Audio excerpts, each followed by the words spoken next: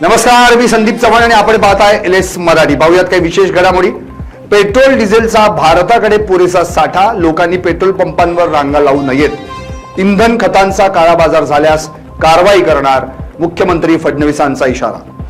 खरात हा विषय खूपच गंभीर, त्यामुळे नाशिकचं नाव खराब होत आहे। या माणसानं खूप घाणेरडा प्रकार केलाय, मंत्री गिरीश महाजनांचं वक्तव्य। मंत्री नरहरी झिरवाळ यांचा एक व्हिडिओ व्हायरल झाल्यानं राज्यभरात खळबळ, त्यानंतर त्यांचा आणखी एक फोटो व्हायरल।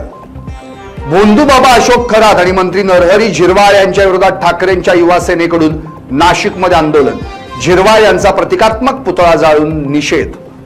भंडाऱ्याच्या शासकीय विश्रामगृहात शॉर्ट सर्किटमुळे आग। भंडारा गोंदियाचे खासदार प्रशांत पडोळे उपस्थित असताना घडली घटना। रत्नागिरीत विजांच्या कडकडाटासह गारपीट, जोरदार वाऱ्यामुळे आंबा आणि काजू पिकांचं मोठं नुकसान।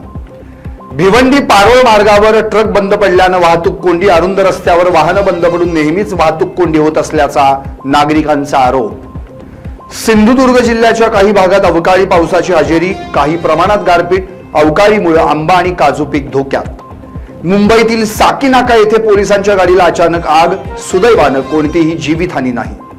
नवी मुंबईतील घणसोलीमधील बांबूच्या गोडाऊनला भीषण आग, अग्निशमन दलाच्या 5 गाड्यांनी घटनास्थळी धाव घेत आगीवर मिळवलं नियंत्रण। आणखी काही विशेष घडामोडींसाठी पाहत रहा LS मराठी, सत्याच्या पाठी, बातम्या सर्वांच्या सर्वांसाठी।